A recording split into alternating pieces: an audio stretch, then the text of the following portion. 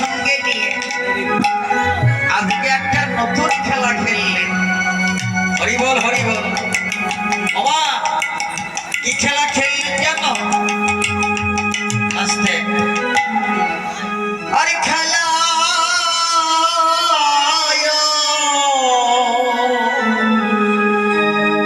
আরে বিনোদন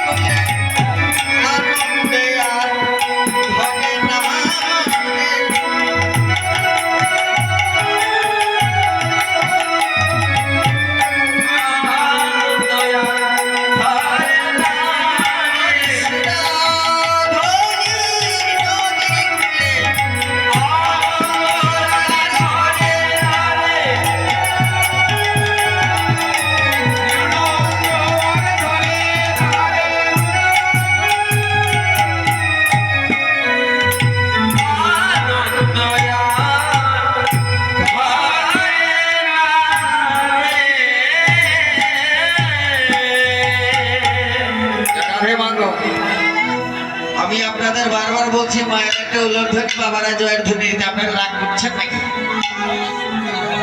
কিন্তু লাভ আছে, লাভ আছে মা। টাকা পয়সা হয়তো হবে না কিন্তু লাভ আছে। আমার গৌর হরি বললেন সুরধ্বনি গঙ্গারে খুলে এসে যারা নামের ধ্বনি দেয়, নামের ধ্বনি আর যারা উলোর ধ্বনি দেয় তাদের কি হয় জানো? কি হয়ে জানো? টাকা পয়সা হবে না কিন্তু ধনী হয়ে যাবে। হরি বল। তাই মহাপ্রভু বললেন দু হাত তুলে হরি বল হরি বল। আরে দেখো ধনী দিলে ওই ধনী দিলে ধনী হয় গো, ধনী দিলে ধনী হয় গো, ধনী দিলে ধনী হয় গো, ধনী হয় গো। ভাব থাকে না গো, ধনী দিলে ধনী হয় গো, ধনী দিলে ধনী হয় গো।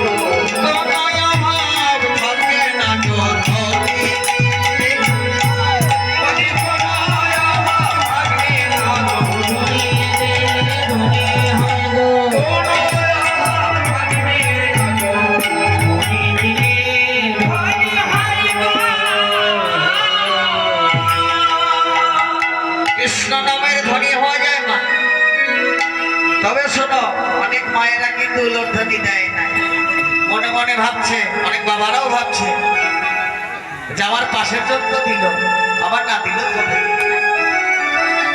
অনেক মায়েরা ভাবছে আমার পাশের জন তো উলুধ্বনি দিলে, আমি না দিলে চলুন। তবে শোনো মা, একটা কথা শুনে যাও, তুমি একা দিলে কি হবে আর দুইজন দিলে কি হবে?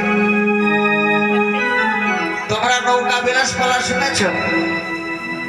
কেউ কেউ শুনেছে, কেউ কেউ শুনে নাই। যে যে নৌকা বিলাস,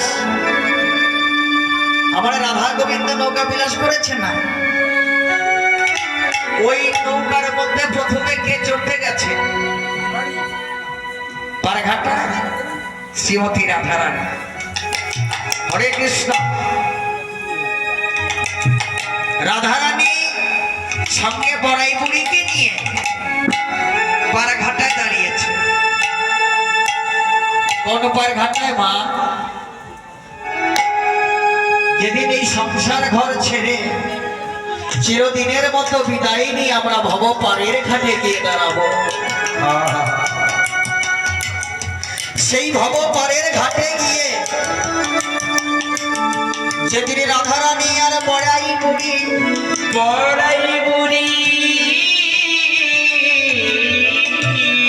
অন্য অন্য সখীদের সঙ্গে নিয়ে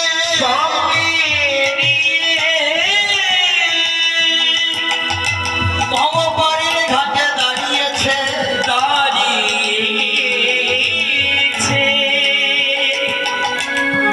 ওখানকার বয়স্ক মানুষ এলো বড়াই বুড়ি, অর্থাৎ আত্মশক্তি মহামায়া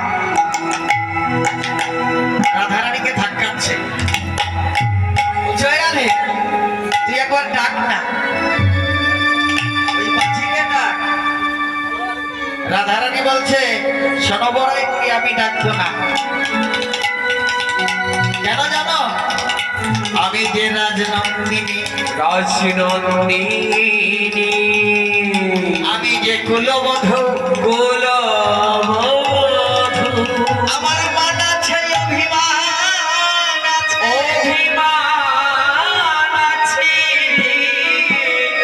আমি ডাকবো না, তুমি ডাকো তাতেই হবে। যে রাধে, বড়াই বুড়ি বললেন, রাধে